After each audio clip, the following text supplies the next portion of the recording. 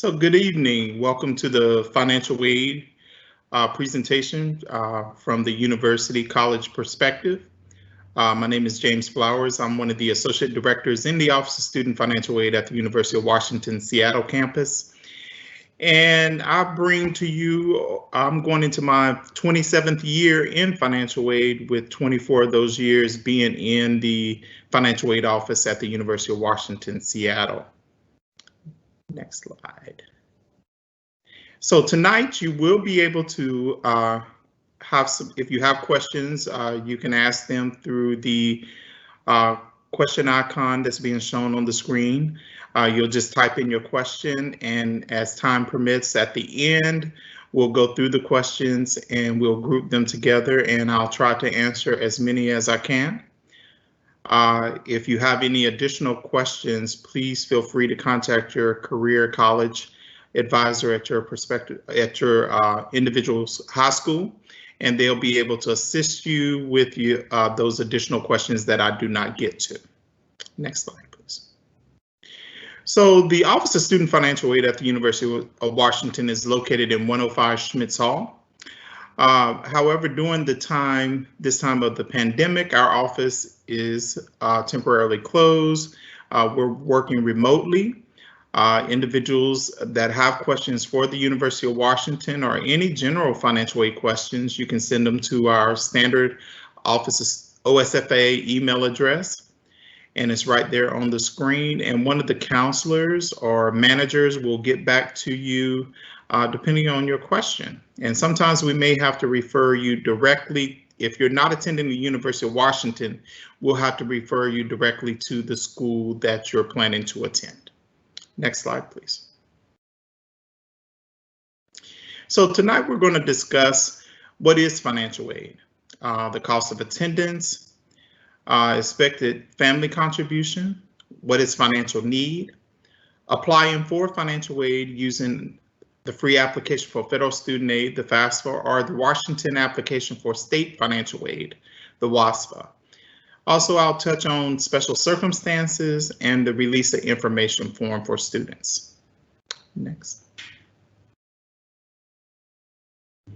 So financial aid is money provided to students and families to help pay for post-secondary educational expenses. That's basically what we do to help students pay for those higher education costs. Next slide, please. So the general requirements to receive financial aid here in the United States: you must be enrolled or accepted in an eligible program or study, must be pursuing a degree, certificate, or other recognized credential at a particular post-secondary school. You must be a U.S. citizen or eligible non-citizen. However, in the state of Washington, there are some exceptions due to HB 1079, DACA, or Dreamers. So that's where the WASFA comes into play. But with federal aid, you must be registered with Selective Service if you're male over the age of 18, and then you must have a valid Social Security number. Next. So this is just a general idea of what schools are looking at this current academic year as far as cost of attendance.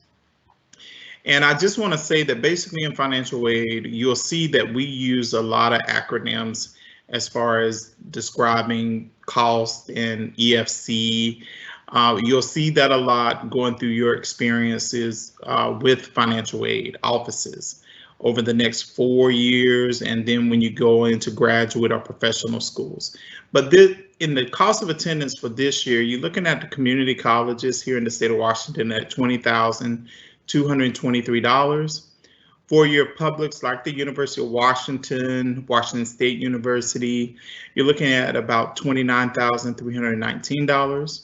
Four-year privates like PLU, Seattle U, $65,970. And then you have trade or career schools, and the cost will vary at those particular institutions depending on your program of study. Please know that costs are estimates based upon a student's residency status, full-time enrollment, and not living with their family. And what's included in the cost of attendance, you'll see that there's various items included in those costs there. You have tuition, books, room and board, transportation, and personal expenses. Next slide, please. So then you get into, after you talk about the cost of attendance, and then what is the expected family contribution, EFC? And that is a calculated amount. Basically, when you complete the FAFSA application or the WASFA application, it's going to run through various calculations, and it brings up a number that basically the family can be expected to contribute toward their students' educational costs, and the standard term in a 9-month period. Schools typically go from August to May if they're on a semester system, or they go from September to June if they're on a quarter system. It's a standard federal formula, and the EFC stays the same regardless of the college or university that the student is planning to attend. There's 2 components to the EFC. You have the parent contribution component, and then you have the student contribution component. The numbers can range from 0 to as high as 999,999. So there's a various range, and basically schools will use that number, as I'll explain in the next slide, to get financial need. Next slide, please. So your financial need, so what we do is we take the cost of attendance, depending on the school you're planning to attend. We take the expected family contribution, the EFC, and we subtract that from the cost, and then that gives financial need. The majority of the types of funding that colleges and universities offer to students in grants or scholarships or work study, and sometimes the loan, need-based loan programs, is based upon financial need. In the cost of attendance, you will have 2 components. You have direct costs and you have indirect costs. The direct costs are always going to be a cost. Basically, every quarter or semester that your student enrolls in school, they're going to have a statement that is given to them showing what their costs are for that particular term. So it may include tuition, housing, depending upon the school, and other miscellaneous student fees. But in the cost that you don't see on your statement, but the university or college is providing you resources to help pay those expenses, those are considered indirect costs. So books and supplies, you're not going to see something on your statement, your quarterly or your semester statement for books and supplies or personal or transportation costs. But we do give resources to help pay those costs while a student's enrolled in school every academic year. Next slide, please. So when you talk about financial aid, one of the components that a lot of times it comes up if you're not considering grants or loans or work study funding are scholarships. We suggest to individuals that they begin the process early, at least 1 academic year prior to actually needing the scholarships. But scholarships are going to be something that basically you look for every academic year, not just your first year going into school, but you want to continue this process throughout your college education.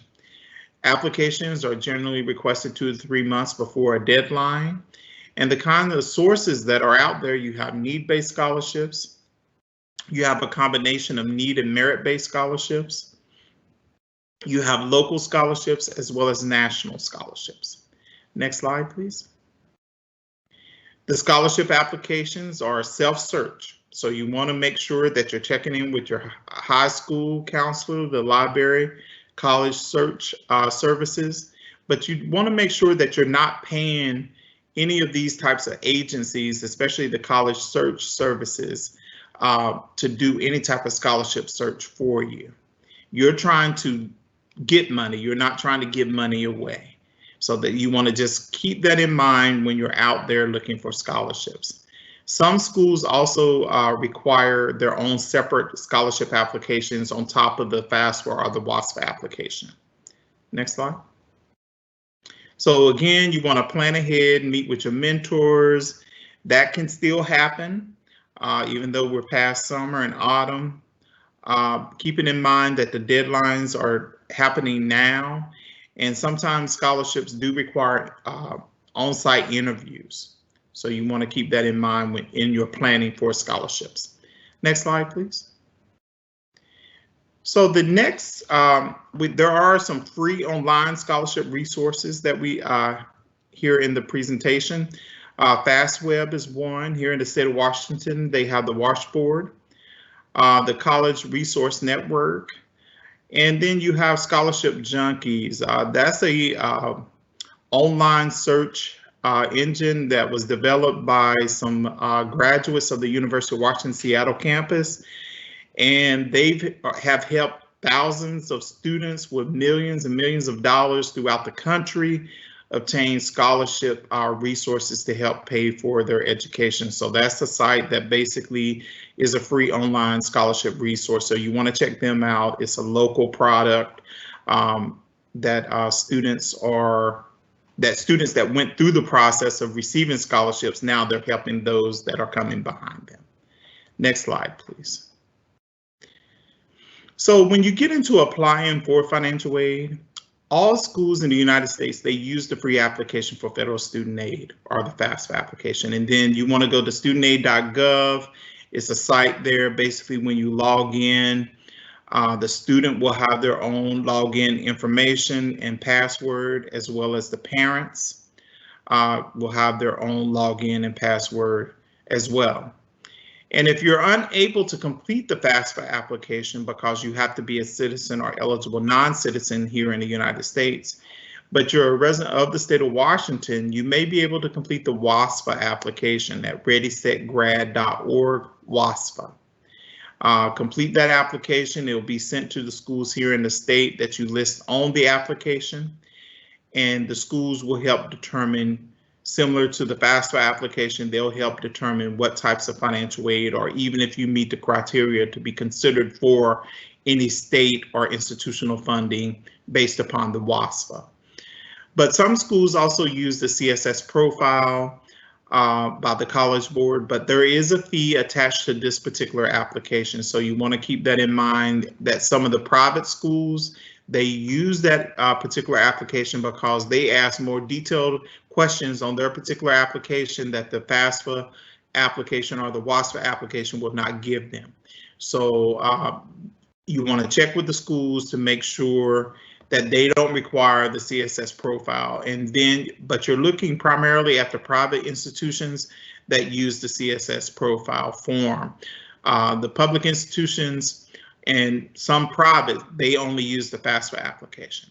But some schools may use their own form. So you want to check with them, go to their website, and take a look and see what information they have. Next slide, please.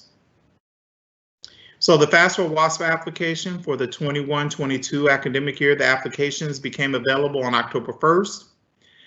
So you want to check with each individual school for any priority filing deadline dates that they may have. And you want to file online. That's the easiest way to get your application submitted. There's a lot of cross-referencing that they can do. They can, once you answer questions, and if the question is asked later on in the application, they use skip logic in doing that. Next slide, please. So, and this is just a screenshot of the studentaid.gov site when you go there. So FAFSA on the web, and as I talked about earlier, good reasons to file electronically, built-in edits to prevent costly errors, skip logic that allows students and parents to skip unnecessary questions. It's more timely submission of the original application and necessary corrections, more detailed instructions and help for common questions, and your ability to check the application status online. Next slide. Also, an important feature when using the FAFSA application, while completing the FAFSA application, applicants will be able to submit real-time requests to the IRS for tax data, because tax information is required when completing the FAFSA or the WASFA application. But the IRS data retrieval tool is only available on the FAFSA application. It's not something that students who are completing only the WASFA application will have access to. So you'll need to look at actual tax returns that were completed for 2019 when completing the 21-22 FAFSA application. So while completing the FAFSA online, as I mentioned, real-time information to IRS tax data. The IRS will authenticate your taxpayer's identity. If a match is found, the IRS will send real-time results to the applicant in the new window. And we recommend the use of the DRT as the easiest way to apply, and it could reduce some documents being requested by a financial aid office. So we encourage individuals, if you're completing the FAFSA application, take advantage of the DRT tool. That basically it cuts down on time of submitting information to the schools that need to verify actual tax information that's being reported on the application. Next slide, please. So what happens after you apply? The federal processor or the individuals that are processing the WASFA application will send the information electronically to the schools you specify on the FAFSA or the WASFA. You want to review the student aid report, which is generated after you complete the application. So it's a summary of all the information that you put on the FAFSA or the WASFA application. You want to respond to any request for additional information in a timely manner, because basically, if your application is submitted to the schools and they provide you with a financial aid offer, but they requested information, your application or the results of your financial aid are preliminary until they are able to finalize the application from the requested information. And each college will send an award offer or notice to you. Those offers sometimes are sent via mail, but most schools have gone to a process of sending those notices electronically to students. Next slide. So the award process oftentimes for first-year students typically are sent in late February, March, and April, but they'll be continuously sent after April based upon the applications and awards that are made to students. The award offer, either paper or electronic, will list the various types of financial aid and amounts of aid that a student will be able to receive at that particular school. Again, the award may be preliminary pending additional information. You may need to sign and return to reserve the award. So that is something to keep in mind, that basically sometimes financial aid offers you will need to accept or reject, and you need to return it by the reply date, because financial aid offers are subject to cancellation if the students don't reserve their particular financial aid offer. Next slide. One thing that we encourage students to do is to compare financial aid offers. So each school offers the student an award offer, types and amounts of aid. But not only that, you need to compare the cost, not just the tuition. So you want to look at the overall cost of attending a particular school. You want to compare the tuition, compare borrowing levels, and project them over 4 years. And then some of the important things that you need to ask about scholarships is, are the scholarships renewable, or is this just a one-year scholarship? You want to ask the question, is it renewed every year? Are there certain requirements that I need to meet every year in order to get the scholarship renewed? But every college and university on their website, they have what they call a net price calculator. You take the EFC information, you're able to plug that in and other questions to the net price calculator, and they can come out with an estimate of what types of financial aid that you may be eligible to receive at their particular institution. So that's something, if you've already completed a FAFSA or WASFA application, you can take that EFC number, go to the net price calculator, type that information in and get some idea of what types of financial aid you may be eligible for at a school. So every college and university has this net price calculator on their website. Next slide, please. Some unique programs at colleges and universities where they guarantee that full tuition is covered by grants or scholarships. But at the University of Washington, we have something, and we're going into, I want to say, probably our 10th year, 11th year with the HUSKY Promise program, where we guarantee that the full tuition will be covered by grants or scholarship support if you are low or lower middle income students. Like I said, other colleges and universities may offer a similar program. Washington State University has a program. If you're looking at Out-of-state schools, North Carolina, University of North Carolina, they have a program. Stanford has a program, Harvard has a program. So there's various colleges and universities that have a unique program for students attending their particular school. But some of the requirements for the Husky Promise, and this applies to all three campuses, Seattle, Bothell, as well as Tacoma. So next slide. To be eligible for the Husky Promise, you must be a resident of Washington State. You must meet the current eligibility criteria for the federal Pell Grant program. And for WASFA students, we look at the criteria for the Pell Grant, even though those students who complete the WASFA application because they're not eligible to complete the FAFSA, we look at that same criteria to see whether or not they would meet the requirements if they could complete the FAFSA application for the Pell Grant. So those students are still considered for the Husky Promise. So you want to submit the FAFSA or the WASFA by the UW's priority filing date of January 15th, and that's every year. You want to be admitted to the UW and enroll full-time, which is 12 or more credits each quarter. Be pursuing a first bachelor's degree. And one thing we do with financial aid, we monitor your academic progress while at the university. So we do that every quarter, as well as the end of the academic year. Next slide. A lot of times when families are completing the FAFSA or the WASFA application, they understand that basically we're looking at income from possibly 2 years prior. And a lot of times things have changed before the student actually begins school. And that is most relevant now during this pandemic. And basically, you can't report the changes on the FAFSA or the WASFA application, but you must provide written explanations to each school that you're planning to attend. The Financial Aid Office can review these changes. We look at income, and also we look at unusual expenses, or just a few, but some of the others, we look at unemployment, job layoffs, high medical expenses not covered by health insurance, are some of the typical things that we look at and we can make adjustments on, but it's not all the items. So basically what we tell students and parents, if you have an unusual circumstance that's particularly for your family, contact the Financial Aid Office, and you want to do this sooner than later to explain your circumstances and let them be able to tell you what types of resources or what they can do to accommodate your unusual circumstance. Next slide. Another component of receiving financial aid is dependency status.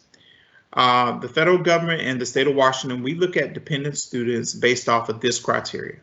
So basically for students that are considered dependents, parent information is going to be required on the application if you are under the age of 24, unless you are married, you have dependent children of your own, you are a veteran or are on active duty military, if you're an orphan or ward of the court, you are pursuing a graduate degree program. Additional items that we may consider for dependency status are emancipated minor, legal guardianship, homeless, meaning that you're in an emergency shelter or transitional housing. There's additional instructions on the FAFSA and WASFA for these criteria, and we may ask for additional supporting documentation to verify any of those 3 items. Next slide. Additional information regarding dependency status.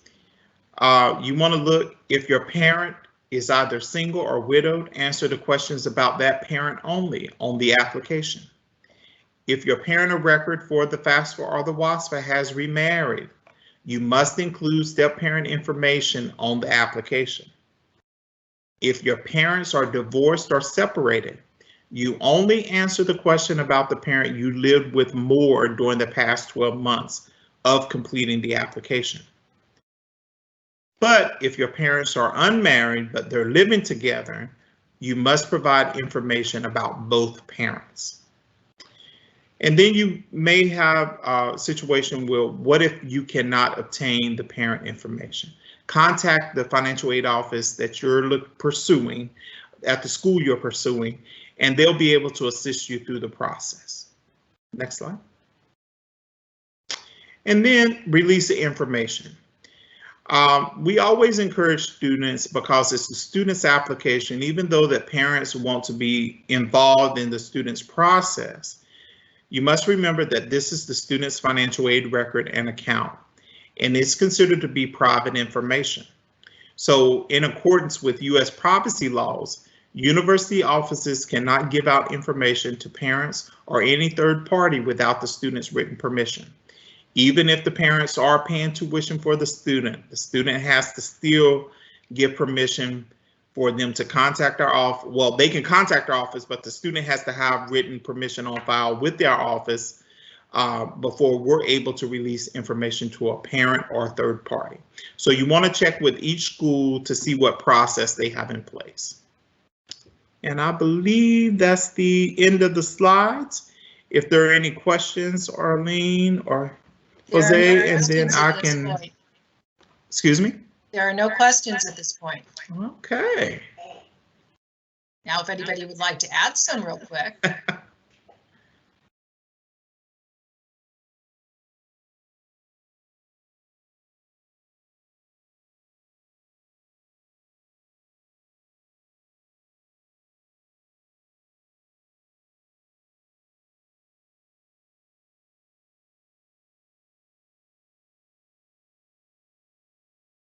Okay, then just a reminder to those parents listening or students, if you have any specific family financial aid type questions, please reach out to your high school's college and career advisor.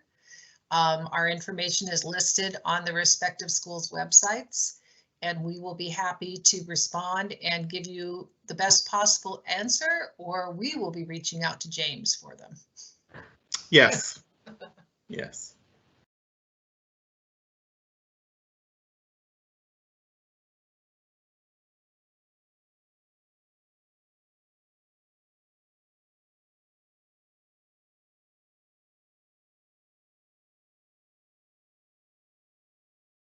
So if there's no questions, I think we're going to end this particular session.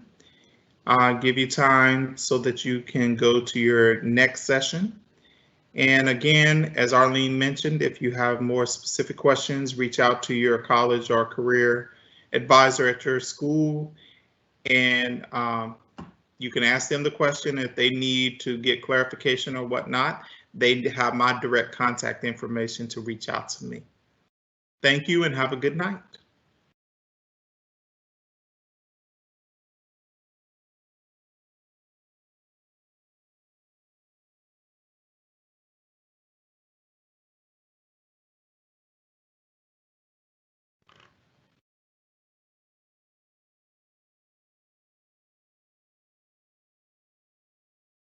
Oh, James. Yes. Quickly, there is one question that just came in. So someone's asked that they just got a green card and got a social security number along with it. Are they eligible to apply for FAFSA? Yes, yes. Once you received information regarding your permanent residency status being approved, you should go out there and complete the FAFSA application. If you've already completed the WASFA application, still go out there and complete the FAFSA application, because the WASFA is only going to consider you for state and institutional funding, but completing the FAFSA application puts you not only eligible for state or institutional funding, but federal funds as well. So go ahead and do that sooner than later. Okay. Oh, and then it looks like questions are coming in. Yes. Okay, do you have a recommended website for EFC calculations? Oh, EFC calculations. So, you know, the federal government does have a website that basically they put the information out there. It's called Information for Financial Aid Professionals, and it's a government website. And what you can do is go to that website and type in EFC calculations. Now, basically, when you get to that particular site, it's going to explain to you the process. So depending on how you're viewed as it's going to look at individuals that are dependent students, if you're independent, and it's going to provide you with the various worksheets. And we call this Financial Aid 101 because sometimes we do have new staff members go through a hand calculation every year just to keep them in tune of how to do it manually. And it's going to give you various worksheets on this particular site, the information for financial aid professionals. And just type in their EFC calculations and it will take you to the site where all those forms are listed. Okay, and then one last question. So if a student has completed 1 year of school in Washington State, would they be considered a Washington resident by the time they attend a Washington State college? Not necessarily. Every college and university in the state of Washington has what they call a residency classification office. When you submitted your college application, you answered the question. If you're able to answer that question as being a Washington State resident, but if there is some conflicting information when you're completing your application, that's going to pop up in the school, and you may have to provide the school some information documenting when you actually became a resident. But the residency classification office, like at the University of Washington, we have a designated website for that. If you go to our homepage for the university and type in residency classification, it'll take you to the information. We have several individuals that work in that particular office, and they have to watch for the Washington, it's called the WAC code, and it's called the RCW. There's various state codes that they have to operate by in determining an individual's residency status. Just a clarification, James, that different states have different residency programs too, correct? Yes, yes. So because, you know, yes, you would need to check at any college or university, especially the public colleges or university, basically depending on whether or not you're going to be a resident of that state or a non-resident of that state. Typically, all private colleges and university students pay the same tuition and fees, but there's certain types of financial aid assistance that they may be eligible to receive at that particular college based upon their residency status. So that's something you want to check on their website regarding residency status. Okay, and then it looks like that was the last question. That looks like Okay.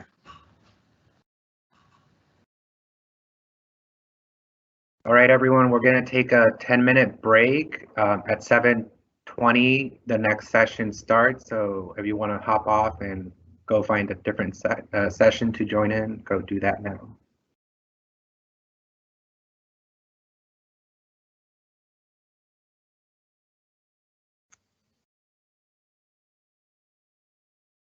So Jose, we just basically repeat the same thing for 2 more sessions, right? Yep. Yeah. Yep. Okay. And there's, yeah, there were no questions till right at the very, very end. I know when I gave the saying they could leave, then everybody wants to start asking the questions. Yeah. Yeah, that's fine. Okay, and then so I'm not ending the session because if I end it, then the link gets canceled on everyone's end. So if you just want to mute your mic and close your camera for the next 10 minutes until we have to start up again.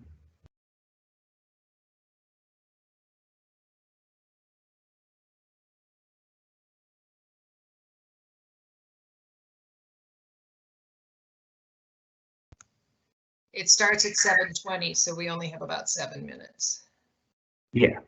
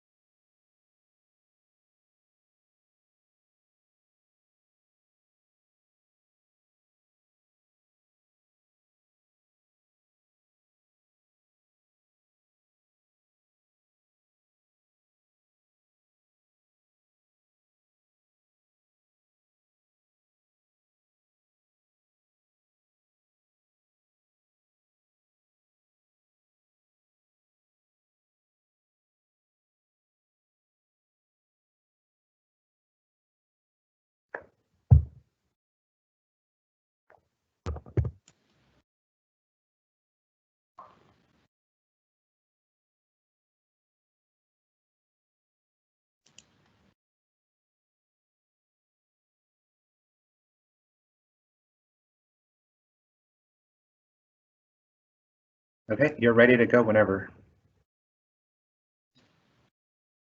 Hi, good evening. Welcome to the financial aid session from a university perspective. My name is James Flowers. I'm an associate director in the financial aid office at the University of Washington on the Seattle campus.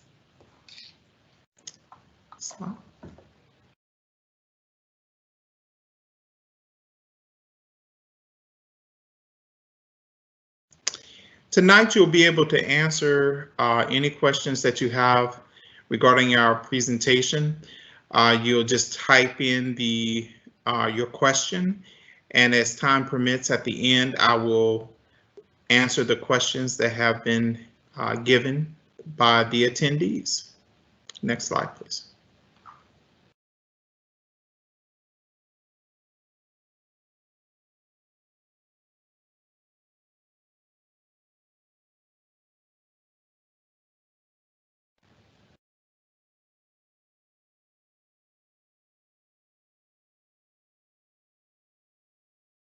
Next slide.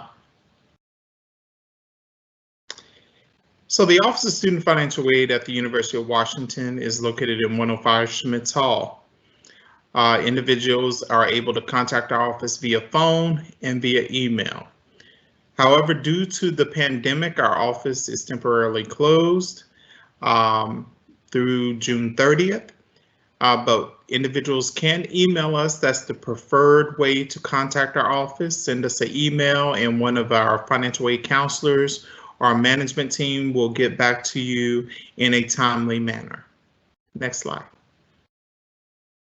Tonight, we're going to discuss what is financial aid, the cost of attendance, expected family contribution, what is financial need, applying for financial aid using either the free application for federal student aid or the Washington application for state financial aid, WASFA.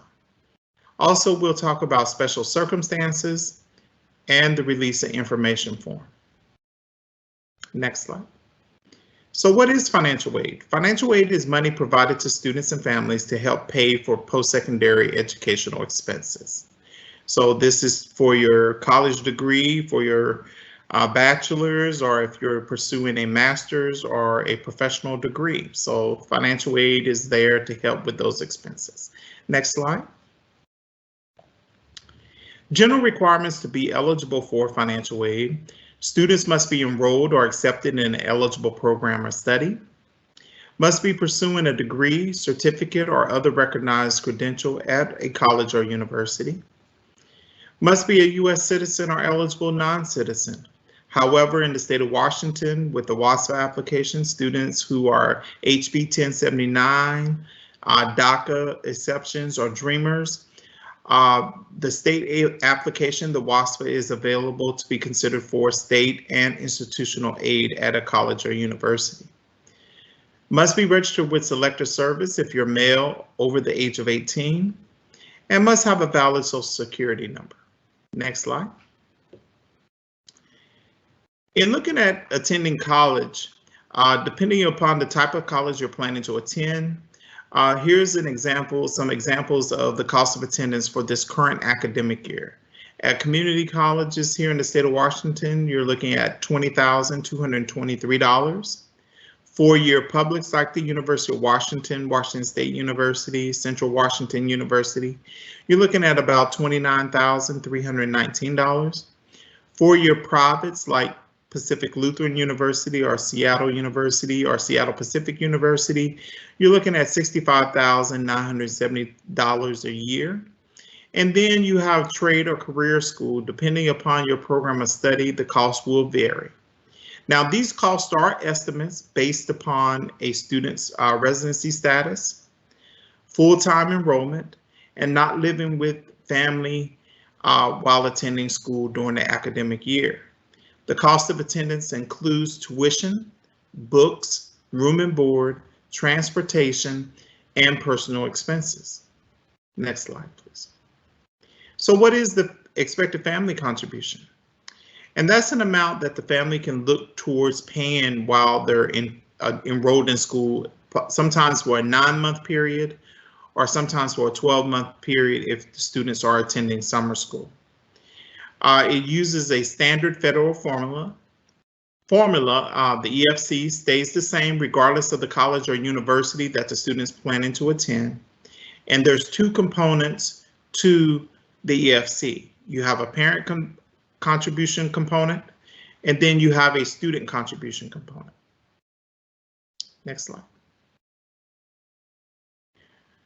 A lot of colleges and universities in the country, they base a lot of their grants, scholarships, work study funding, and some of the need-based loan funding off of a student's financial need.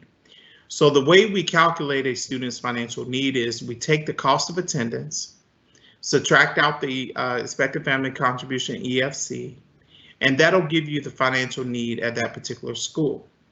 Now, in the cost of attendance, there's two components to that. You have direct costs and you have indirect costs. Direct costs every term, semester, or quarter that a student is enrolled in school, they will have direct costs. They have their tuition, housing, depending upon the school, and miscellaneous student fees. But you also have the indirect costs. Now, these costs do not show up on a student's tuition statement or billing statement at the beginning of the quarter or semester. Those are the books and supplies, personal, and transportation costs. Though the university will give you financial aid resources to help cover these costs, these are costs that will not show up on your statement at the beginning of the term. Next slide. Another component of financial aid assistance is scholarships. And the scholarship process is an ongoing process every academic year that your student is enrolled in school. So students should look at scholarships as a way to help cover costs that grants may not cover, work study may not cover, loans may not cover, but scholarships are there. You have need-based scholarship programs. You have a combination of need and merit-based scholarships, or just merit-based scholarships by themselves. You have local scholarships as well as national scholarships. Next. Scholarships are a self-search, so you want to check with your career college advisor at your particular school or guidance counselor at your school. You want to check with your library or any type of college search service. One important thing to remember is you don't want to pay for scholarship searches. And then some schools also require that scholarship, their own separate scholarship application. But a lot of schools, sometimes like the University of Washington Seattle campus, our office, we just use a student's admissions application to help answer a lot of the questions. Next slide, please. So the timeline, you want to plan ahead, meet with your mentors during the summer and autumn quarters. Keep it in mind that deadlines generally occur during this particular time of winter. And then students may have interviews that occur in the spring term. So you want to keep that in mind. You know, the summer and autumn have passed, but it's still not too late to search out scholarships. Keeping in mind the deadlines sometime around now, and then possible interviews in the spring. Next slide. And here is just 4 examples of some free scholarship resources for you. The FastWeb, the Washboard, College Resource Network, and Scholarship Junkies. So these are 4 sites that are free that students can go in and set up profiles, and they can help you with finding various scholarships that are not only local, but nationally as well. Next slide. So applying for financial aid. All schools in the United States use the free application for federal student aid at studentaid.gov. But if you're unable to complete the FAFSA application at studentaid.gov and you live in the state of Washington, you may be able to complete the WASFA application. And that's because you're either HB 1079, you're DACA, or you have other non-citizen and cannot file the WASFA application. So you want to go to readysetgrad.org/WASFA, and you complete that application, that information is sent to the colleges that you list on that particular application here in the state of Washington, and they will determine whether or not you meet the criteria for state or institutional funding for completing the WASFA. But if you're able to complete the FAFSA application, you complete that, but you don't go and complete the WASFA as well. The only difference is with the FAFSA application, you're being considered with federal funding as well. But the WASFA, because you don't meet the criteria to complete the FAFSA, you want to complete that application. Some schools also use the CSS profile form, but there's a fee attached to that particular form. That particular form is put out by the College Board. And a lot of private colleges and universities in the country, they use this particular form because they ask a lot of questions that the FAFSA application or the WASFA application, they're not going to ask. So they're going to require that you complete the CSS profile form. But you want to check with the school that you're planning to attend and see what applications they require. Next slide. So the FAFSA or WASFA application. So the applications became available on October 1st, 2020. So you want to check with each of individual schools to see if they have any priority filing dates for completing those particular applications. And we suggest to individuals to complete the applications online at studentaid.gov or readysetgrad.org/WASFA. Next slide, please.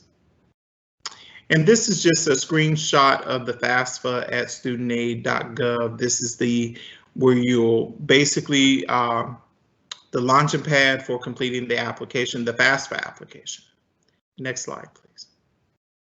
So we always recommend FAFSA on the web because of completing the application electronically, there's built-in edits to prevent costly errors. You're able to use skip logic that allows the student and or parent to skip unnecessary questions when completing the application. There's more timely submission of the original application and any necessary corrections that you may need to make to the application. There's more detailed instructions and help buttons there for common questions. And your ability to check the application status online. So that's very key when completing the FAFSA online. Next slide, please. Another important tool for the FAFSA application is the IRS data retrieval tool, because the applications are asking for 2019 income information from filed tax returns. So basically, when completing the FAFSA online, you'll be presented an opportunity with the applicant may submit real-time requests to the IRS for their tax data. IRS will authenticate the taxpayer's identity by asking them some additional questions. If a match is found, the IRS sends real-time results to the applicant in a separate window. We recommend the use of the DRT as the easiest way to apply, and it could reduce documents being requested by the financial aid office for a process called verification. This tool, though, is not available for WASFA applications. So the WASFA applications you will be using your actual tax return information to input that information on that particular application, because the IRS data retrieval tool is not available for WASFA applicants. Next slide, please. So what happens after you apply? The federal processor or the state processor will send the information electronically to the schools you specify on the FAFSA or WASFA. You want to review your student aid report. That's just a summary of all the questions you answered on the applications. Respond to any requests for additional information. Each college or university will send an award offer or notice to you, and that's either going to be electronically or paper. Next slide. So the award process. The award offers for first-year students are typically sent out in late February, March, and April. Again, the award offer can either be on paper or it can be electronically sent to the student. And it will list the various types and amounts of aid the student will be able to receive.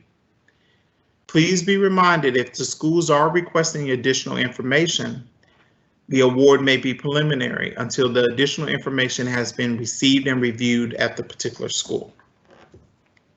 Also, you may need to sign and return the offer to reserve the award.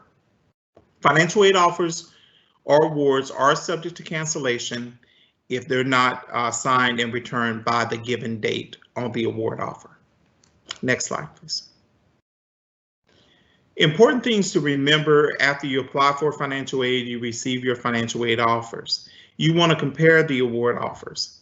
So each school's offer to the student will provide the various types and amounts of financial aid assistance they're able to be considered for at that particular school. You not only want to compare the total cost, but you also want to compare the tuition as well. You want to compare borrowing levels projected over a 4-year time period. And you want to ask questions like, are scholarships renewable? Or is this a scholarship just for my first year? How can I keep this particular scholarship for any future years as I pursue my undergraduate degree? Every college and university in the country has what they call a net price calculator on their website.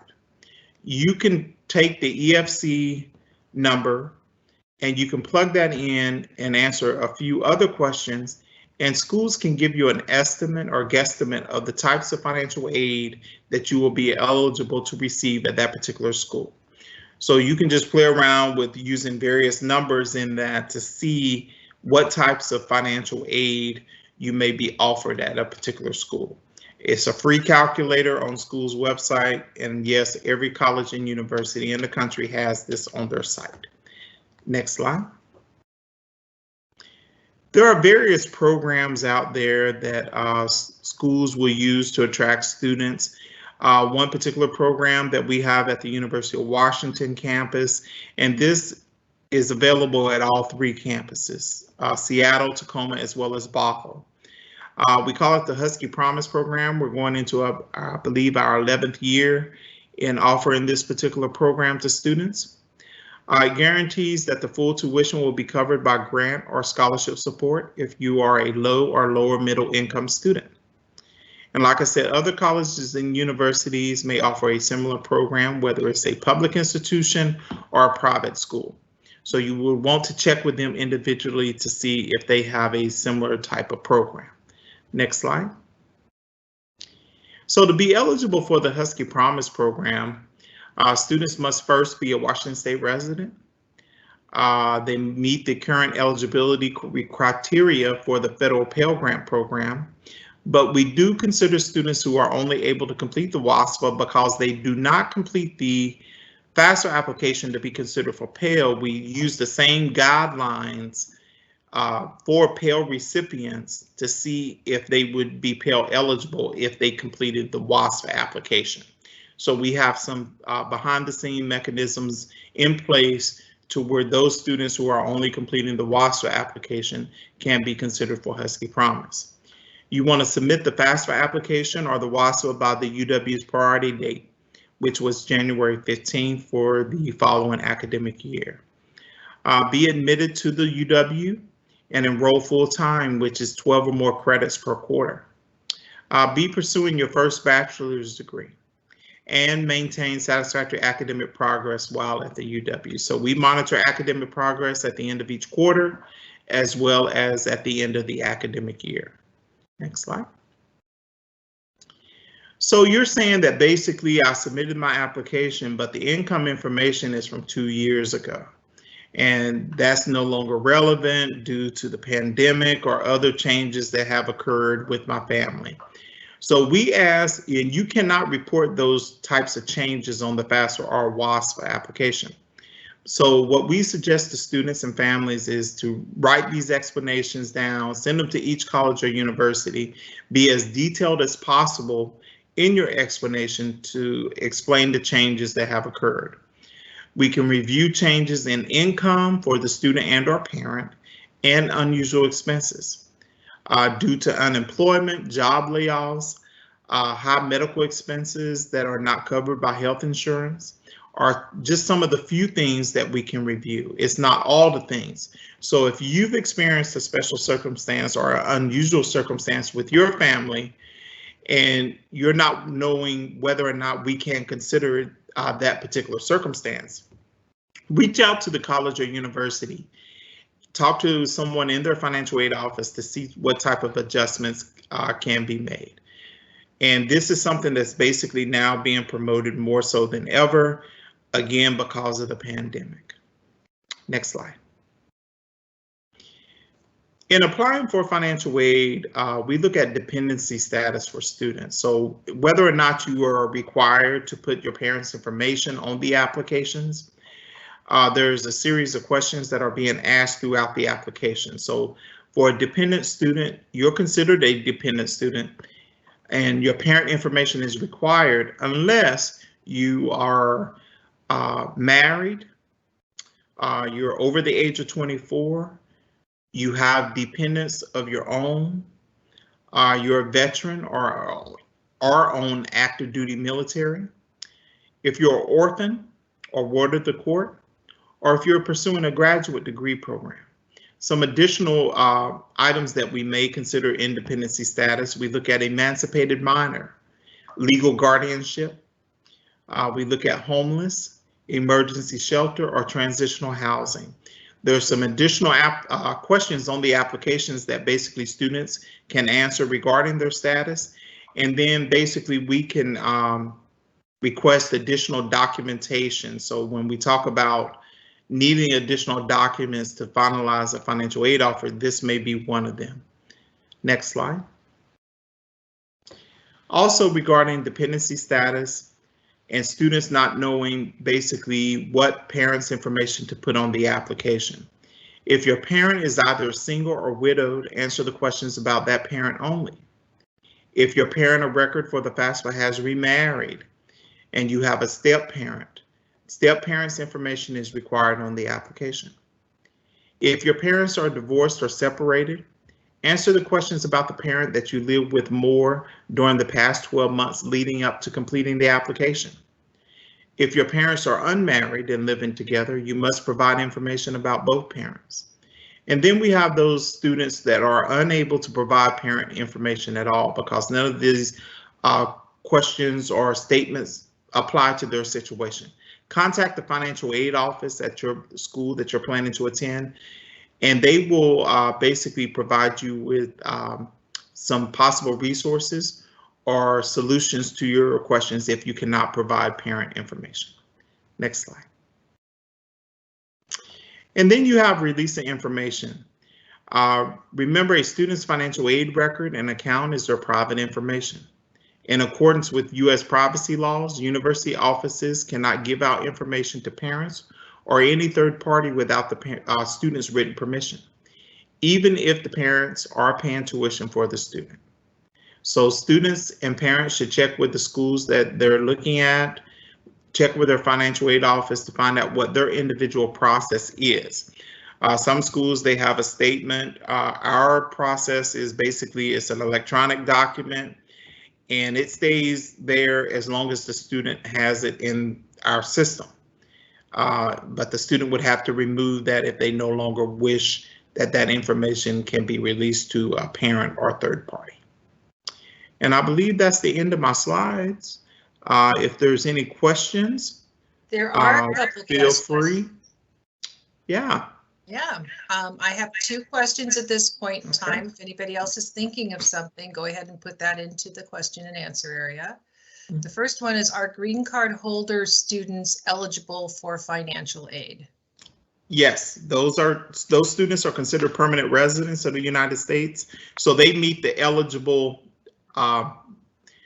you're an eligible citizen or you're eligible non-citizen. So they meet the eligible non-citizen criteria for the particular application, the FAFSA application.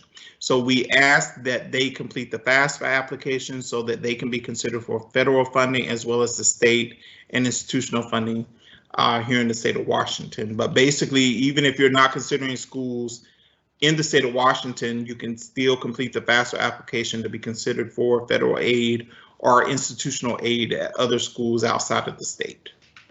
Perfect. And then the second question, should every student complete the FAFSA? Are there clear cutoffs for financial aid depending on family income or assets? Well, this is the first year there's been significant changes with the Washington College Grant Program. And we are encouraging all students to complete the application. You never know. This year, we're going up awarding students that may have not ever been able to be considered for grant funding. But because they have a FAFSA application on file, we always encourage students every year with the changes with the state programs and institutional funding options. Students that may not have been able to be considered for these grants are now being considered. So I always encourage, it's a free application, just submit it every year and let the schools decide if they're going to give you any types of need-based money, especially with the grants or scholarship funding. Great. And the next question, what are your thoughts about hiring a third party to help with the financial aid and scholarship process? I disagree with that. I think it's a free application. If there's any questions, that basically you can reach out to any financial aid office and they can provide you with an answer to your questions. So the services are there, they're free. So paying someone to do something that's already free, I'm totally against that. I've spoken to many families, and over the years, my 27 years of working in higher ed, that have gone that route to pay individuals, and they say, if I knew then what I knew, if I knew now what I knew then, I would have never paid, because your information is basically everything that they gave me, and your information is free. Perfect. Next question, when should we fill the FAFSA for students currently in junior year? So if you're a junior, so you're going to be a senior that will be graduating in June of 22. The application will open up on October 1st of this year. So that's when you start completing the application, and you can complete the application before you even submit your application for admissions application for college. You just need to have some idea of what colleges that you're planning to apply to list them on the FAFSA or the WASFA application. But then you can always go in and add and take off schools, but at least you'll have the application in to the federal government or the WASFA in, depending on your situation. Okay, does anybody else have any other questions?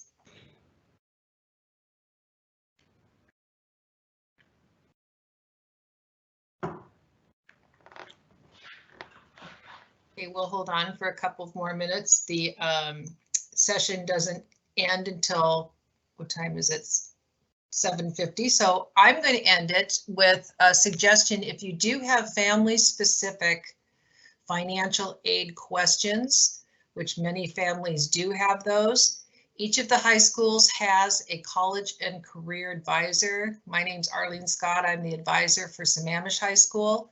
There is an advisor for each of the schools, and feel free to reach out to us. Our information's on our respective school websites, and we will field the questions to the best of our ability. And if we're stuck, we will contact James.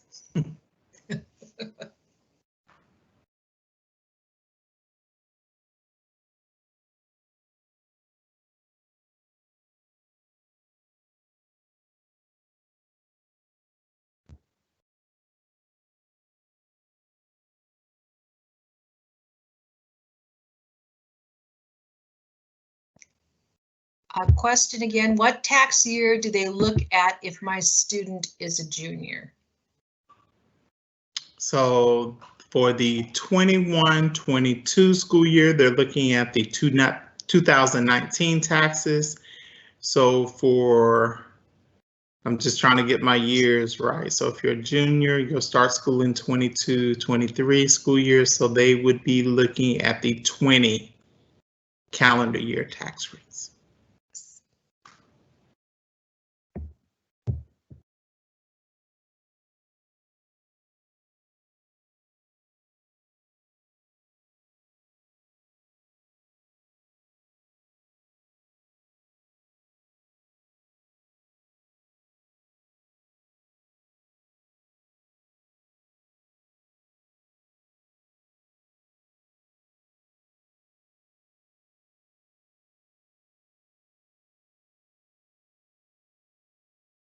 Okay, well, the session is over as of 7:50, and thank you very much for joining us this evening, and head on out to whatever next session it is that you're going to take advantage of. Thank you again very much.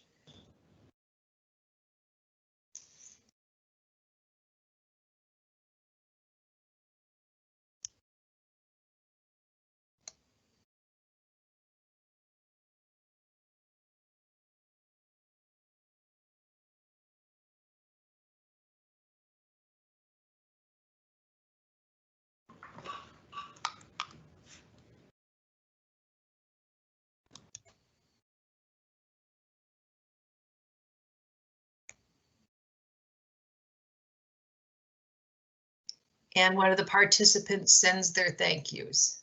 Oh, okay. I'll let you know. So we'll be back at 8? We will be back at 8 o'clock. Okay. So are you involved at all with the advisory group for UW that's reached out to people in the field? You know, the admissions advisory crew. Oh, yeah. Well, they're upstairs, so if they have questions, they reach out to us. Mm-hmm. So we have a great working relationship with Paul's team. No, I'm part of their whatever field advisory group where they have counselors from throughout the state in the West Coast, actually. That we were doing going great guns, and then of course COVID and everything got a little sidetracked, but we'll get back at it. Yeah.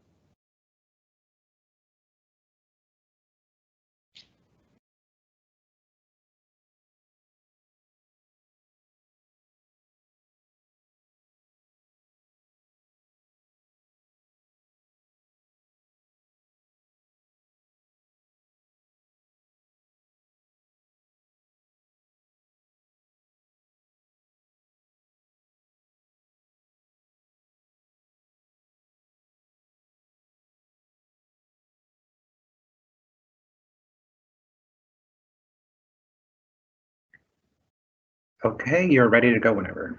Okay. Good evening and welcome to the financial aid session from a university perspective. My name is James Flowers. I'm one of the associate directors in the Office of Student Financial Aid at the University of Washington, Seattle campus. Next slide, please. Tonight, if you have any questions during the presentation, you can type those in and leave them there. We have an individual who will be compiling the questions, and if time permits at the end, I will try to answer as many as possible. And we can go from there. Next slide, please. So the Office of Student Financial Aid at the University of Washington is located in 105 Schmitz Hall. During the time of this pandemic, though, the best, because our office is closed to in-person traffic and we're all working remotely, we're asking individuals to contact us via email. Basically, you can get the same responses if you were coming into our office, and you're able to type your questions out and a counselor will be able to respond to you. But if there's a question that needs to be elevated to one of the managers in the office, we'll be able to assist you as well. Next slide. So tonight I'm going to talk about what is financial aid, the cost of attendance, the expected family contribution, and then what is financial need, the application process for applying for financial aid using the free application for federal student aid, or if you're unable to complete the FAFSA application, you may be able to complete the WASFA application, which is the Washington application for state financial aid. Also, I'll be touching on special circumstances that have occurred and the release of information form as it pertains to your information being released to other individuals outside of the applicant.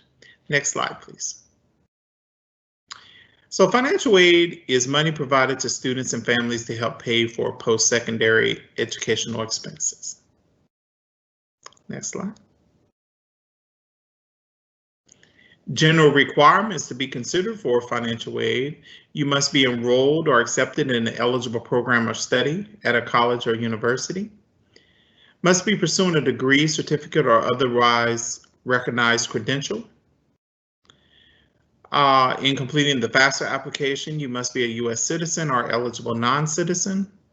But here in the state of Washington, we do have the WASFA application, where individuals could be HB 1079, they can be DACA, Dreamers, or other non-citizens to complete that particular application. Another component is must be registered with Selective Service if male over the age of 18, and that's more so with the FAFSA application. And then with the FAFSA application, you must have a valid Social Security number. But if you don't have a valid Social Security number, you need to complete the WASFA application. Next slide, please. In talking about financial aid, one of the primary things that we look at every year to help determine what we can give resources to help students meet their cost of attendance. And these are costs for this current academic year. So we're looking at state community colleges here in Washington, and they're going to cost about $20,223 for an academic year. You look at four-year publics, like the University of Washington, Washington State University, Western Washington University, where the cost can range to about $29,319 for the year. Or you have four-year privates like Pacific Lutheran University, Seattle University, or Seattle Pacific University, and the cost could be like $65,970 for the year. And then you have trade or career schools, and the costs are going to vary depending upon your program of study. Cost in your cost of attendance, all but tuition, are estimates based upon an individual's residency status, full-time enrollment, and them the student not living with their parents or family members while attending school. But other components of the cost of attendance outside of tuition, you have books and supplies, room and board, transportation, and personal expenses. Next slide. So what is the expected family contribution, or EFC? And that's an amount that's calculated using a federal formula to determine how much a family can contribute toward their student's education in a given academic year. The EFC is going to stay the same regardless of the college or university your student plans to attend. There's two components to the EFC. You have a parent contribution component, and then you have a student contribution component. The EFC range can go from 0 all the way up to 999,999. So it can fall anywhere between that, and the schools will use that information, as I'll explain in the next slide, to help determine your financial need. Next slide, please. So we take, as I said, a lot of the financial aid that we award, our financial aid offices award, is based on financial need. We look at the cost of attendance, and then we subtract out the EFC, or expected family contribution, and that gives financial need. You have direct cost in the cost of attendance, and then you have indirect costs. Every term that a student enrolls in school, they will have some type of direct cost. It will be their tuition for that particular term, housing depending upon the school the student is planning to attend, and other miscellaneous student fees. You also have indirect costs in that cost of attendance, which are the books and supplies, personal and transportation. So all of this together, the university, the college or the university will basically give you resources to help meet your cost of attendance. Next slide. Another component outside of the general types of financial aid, which are typically grants, work study, loans, you have scholarships. The process begins at least one academic year prior to actually needing the resources. But I always encourage individuals that basically scholarships are going to help you throughout your entire 4 years, working on your undergraduate degree, working on your graduate degree or professional degree. You're always looking for scholarships to help offset the cost of attending school. The process can take normally between 2 to 3 months before a deadline actually is for that particular scholarship. But there's various kinds of resources or sources of scholarships. You have the need-based scholarships, or you have the need and combination of merit-based scholarships, or you just have merit-based scholarships. You have local scholarships as well as national scholarships. Next slide, please. Scholarship applications. Scholarships are a self-search. So you want to check with your high school counselors, your career or college advisors at your particular school. You want to check with your libraries, college search services.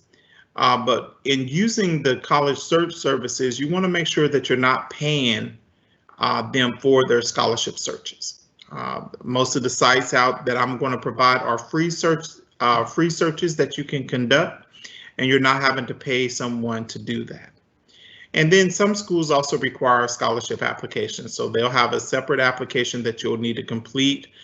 But a lot of schools, like the University of Washington, we only use your FAFSA or WASFA information, as well as your admissions application to consider scholarships from the Financial Aid Office at the University of Washington. Next slide. And then you have the timeline. So you want to plan ahead every time that you're planning to apply for scholarships. You want to meet with mentors like this past summer or this past autumn. And then keeping in mind that deadlines are typically occurring around this time. And then there's possibly interviews that will occur in the springtime. So you want to keep that time frame in mind when applying for scholarships. Next slide. And here, as I mentioned, are a few resources that are free online scholarship resources. You have FastWeb, you have the Washboard, and College Resource Network, as well as Scholarship Junkies. So these are all free online scholarship resources that you can take advantage of. Next slide. So applying for financial aid. All schools in the United States, colleges and universities, use the free application for federal student aid, or the FAFSA application. And you can log into studentaid.gov and it'll take you to how to apply for financial aid using the FAFSA application. But if you're unable to complete the FAFSA application and you are HB 1079, DACA, DREAMER, or other non-citizen here in the state of Washington, you can file the WASFA application at readysetgrad.org/WASFA. Some schools also use the CSS profile form that's by the College Board, but there's a fee attached to this. Most schools that use this form are private institutions because they ask more detailed questions than the FAFSA or the WASFA application. So you want to check with your schools to see what forms they have. And then some schools may have their own individual forms in addition to the main forms that I mentioned here. Next slide. So with the FAFSA or the WASFA application, the application for the 21-22 school year began on October 1st, 2020. So you want to check with each individual school to see if they have any filing priority dates for their particular application. And if you're a junior, the application for the 22-23 school year will open up on October 1st, 2021. And there are the file online website, studentaid.gov, as well as readysetgrad.org/WASFA if you're completing the WASFA application. Next slide. And this is just a screenshot of the studentaid.gov when you go to this particular site. It's the landing page for the FAFSA application. Next slide. We always encourage individuals to complete the application online because it's the easiest way to submit the application. You have built-in edits to prevent costly errors. It uses skip logic that allows the student and/or parents to skip unnecessary questions that have been already asked and answered. It's more timely submission of the original application. And if you're needing to make necessary corrections on the application, it's easy to do so. You have more detailed instructions and help buttons there for common questions, and your ability to check the status of the application online. So that's why we always encourage individuals to complete their application online. Next slide. This particular tool, the IRS data retrieval tool, is only available to students completing the FAFSA online. It's not available to students that are only able to complete the WASFA application. So while completing the FAFSA application online, applicants may be able to submit real-time requests to the IRS for tax data. IRS will authenticate the taxpayer's identity, and if a match is found that a tax return is in their system, the IRS will send real-time results to the applicant in a new window. We recommend the use of the DRT as the easiest way to apply, because basically a lot of times students are selected for a process called verification, and this will cut down on one of the main documents that schools would use. So we always encourage students who are completing the FAFSA application to use this DRT retrieval tool. Next slide. So what happens after you apply for financial aid? The federal processor or the state processor will send the information electronically to the schools you specify on the FAFSA or the WASFA application. We always encourage students and families to review the student aid report. Basically, this is a summary of the information you put on your application. Basically, you can review it, make any of the necessary changes, corrections online. But it's very important to go back over the information because you want to make sure that you're not double reporting income amounts, whether it's taxable, non-taxable income. You want to make sure that the information presented to the government that's being released to the schools or is the best of your ability in responding to the questions. So you want to respond to any request for additional information, and each college will send an award offer or notice to you. Next slide. So the award process for first year students typically begin this month. I know some schools are going out with some early decisions within the next few weeks, but towards the end of this month, and then a lot of schools will go out with information next month in March, and April, and they will continue to do so based upon when they receive applications. The award offer is typically either paper or electronic, and it will list the types and amounts of aid that a student will be able to receive at that particular school. The award may be preliminary pending additional information that was requested that needs to be submitted before the financial aid office can make a final decision on the types and amounts of financial aid to consider your student for. Individual students may need to sign and return to reserve the award. And that's something that's very important. You want to keep that information in mind when reviewing the financial aid offer. If they're saying that you need to accept the offer, reject the offer, and return it by a specific date, you need to do so because the awards are subject to cancellation if the student does not respond. Next slide. So some of the things to keep in mind when applying for financial aid and receiving those financial aid offers.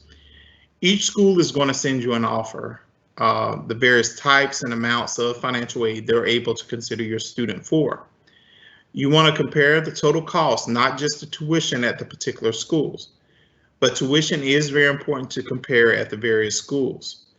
And also some of the things to keep in mind, you want to compare the borrowing level and project it over 4 years while your student's going to be there working on their undergraduate degree.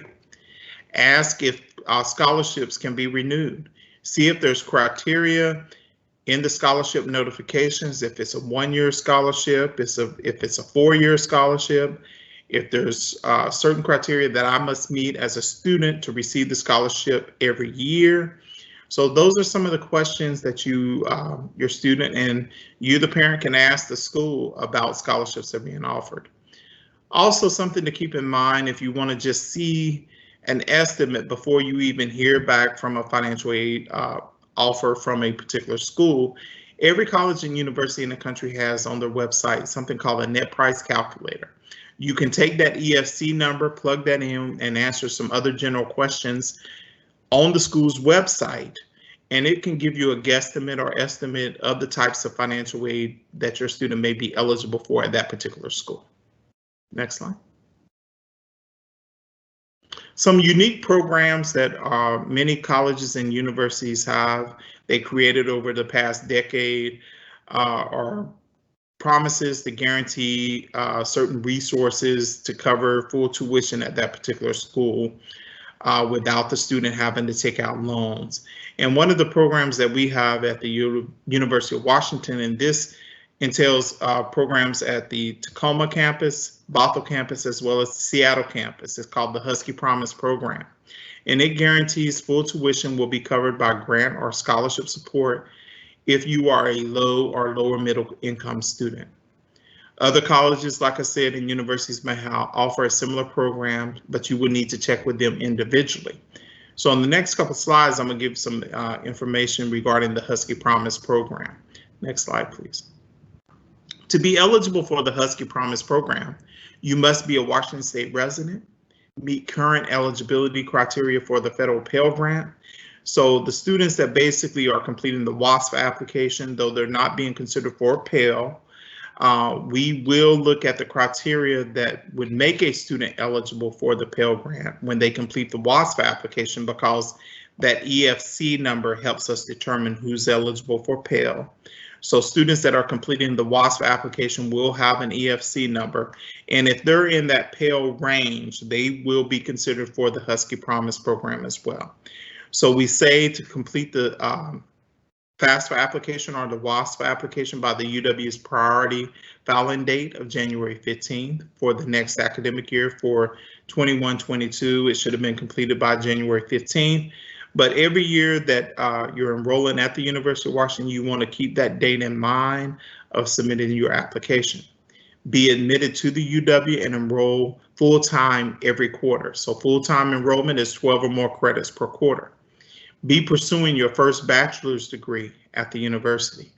And we do monitor a satisfactory academic progress while at the university. So we monitor it each quarter, at the end of the quarter, as well as at the end of the academic year. Next slide. So you're saying that basically when I'm completing the application, it's asking for my 2019 tax information. And that information has changed due to the pandemic or other situations that have occurred that have special circumstances. So the information related that's being presented on the FAFSA or the WASFA is not relevant to my situation now. So you cannot report those types of changes on the application, but we suggest to students and parents to write a detailed letter to the school explaining your unusual circumstances. We typically can review changes in income and unusual expenses, but that's not all that we look at. We can look at unemployment, job layoffs, high medical expenses not covered by insurance. But if you have circumstances that are going on in your family that basically you feel that warranted that we should take a look at, you should contact our office to see how we can address those situations. Next slide. This is a question that comes up every year, dependency status for students, and basically whether or not the student has to provide parent information. So parent information is required on the application unless if you are under the age of 24, unless you're married, you have your own children that you're providing more than 50% of their support, you're a veteran or are on the active duty military, you're an orphan or ward of the court, you're in graduate school pursuing a graduate degree or professional degree. Some additional items that we can look at, basically the federal government's looking at, as well as the state government may be looking at, items that may change your dependency status. There's situations called emancipated minor, legal guardianship, homeless, emergency shelter, or transitional housing. There's additional instructions regarding these types of dependency status changes located in the instructions for the FAFSA or the WASFA. And we would basically, if you're determining your status on any of those three, there's additional documentation that you may have to provide to the financial aid office at the school that you're planning to attend. Next slide. Continuing with dependent students. Basically, if your parent is either single or widowed, answer the questions about that parent only. If your parent of record for the FAFSA has remarried, you must include step-parent information on the application. If your parents are divorced or separated, you answer the questions about the parent you lived with more during the past 12 months. But if you're saying that you lived with both parents equal time, then it looks at what parent then has provided the most financial support. So you're going to have to dwindle that down for this particular question on the application. If your parents are unmarried but still living together, you must provide information about both parents. But then we have students that basically cannot provide parent information because none of the 4 items that I've mentioned apply to them. Contact the financial aid office at the schools that you're planning to attend or you're looking at attending to see how they can address the situation where you cannot obtain parent information. Next slide. And then with the release of information, remember a student's financial aid record and account is their private information. In accordance with U.S. privacy laws, university offices cannot give out information to parents or any third party without the student's written permission, even if the parents are paying tuition for the student. So you want to check with each school to find out what their process is regarding the release of information. So now that's the end of my presentation, and now I can turn to Arlene to see if there's any questions that have come up. Well, right now we just have 2. Others, if you'd like to enter those in the question area, they'd be welcomed. One is, are scholarships part of the EFC or do those reduce the EFC? Unfortunately, scholarships do not impact the EFC. The EFC is a standard calculated index number, so it doesn't replace it in any way. So the EFC is going to basically, if it does anything, it adds to the EFC as being another type of resource. So Your EFC is going to be counted there as a resource, and then any additional scholarships that you're receiving will be added on top of that from an outside of the university as a resource. So it reduces the overall financial need. And that's at any college or university that a student may be attending in the United States. Okay, and another question, and you touched on this earlier. We're waiting to hear back from UW admissions office for our senior, filed our FAFSA and had a high EFC. However, our situation has changed since the 2019 tax year. What do you recommend to qualify for more merit or aid from UW? One thing, as far as to qualify, I wouldn't be able to address the merit situation. That's done separately from our office, because our office, we look at need-based. But we do put in there we add the merit when I talk about need and merit, a combination of both. But there has to be some type of need in there. What I'm suggesting that you do, you can write our office a detailed letter, mail it to our office. We do go in and check the mail a couple times a week, and we put that information in our database so that it can be reviewed. So you can write a detailed letter, or you can type up the letter, save it as a PDF, and send it to our office email address, and it will be routed to the appropriate individuals. So you can mail the letter, or you can just email it to us. Right now, there's no other questions. Just for a second, though, I do want to touch base regarding if your family if you have financial aid questions specific to your family, each of the high schools has a college and a career advisor that can respond to those. I'm the college and career advisor for Sammamish High School. My name's Arlene Scott, but there's 3 others for Interlake, Bellevue, and Newport. And our contact information is on our respective websites. And if we can't figure out and help you with the question that you have, we will be contacting James. So we have an expert in our back pocket here. And yes, the next question was email okay. So can they email that letter to financial aid, James? Yes. Yep. Yes, the OSFA at uw.edu. Perfect.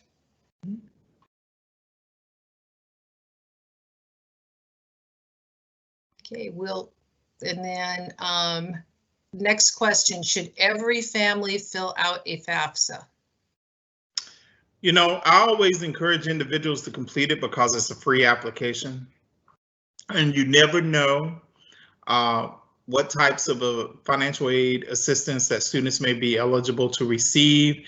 There's been some major changes with the Washington College Grant Program here in the state of Washington that has opened that particular program up for more families to be eligible for that particular program.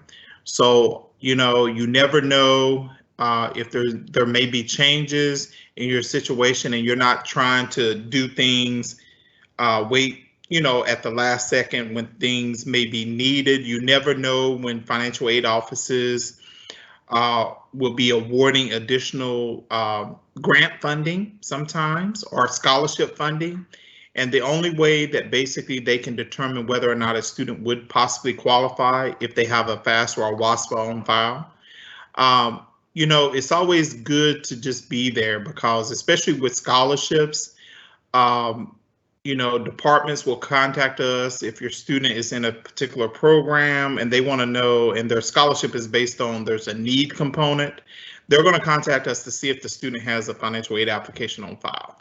So I always suggest just do it, because you never know what opportunities individuals will have just by doing that simple application. Well, and correct me if I'm wrong too, but if you complete the FAFSA, your student, that you are eligible for unsubsidized student loans as well. Yes, I mean, even if you're going to need any of the federal loan programs, because they use direct lending, that application is needed for the school to process that. Okay, a couple more questions. When writing the appeal letter, what additional information or docs should we attach?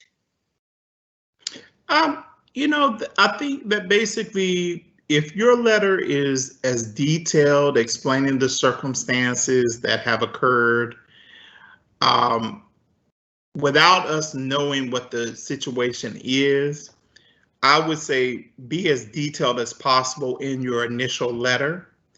If there's additional information that's going to be requested at a school, they will write you back, contact you back, and let you know what additional information they're going to need, depending on the circumstance or the reason for the change. Okay. And then if I complete the FAFSA, do I need to do the WASFA? No. If you're able to complete, we always prefer, if you're able to complete the FAFSA application, don't complete the WASFA application.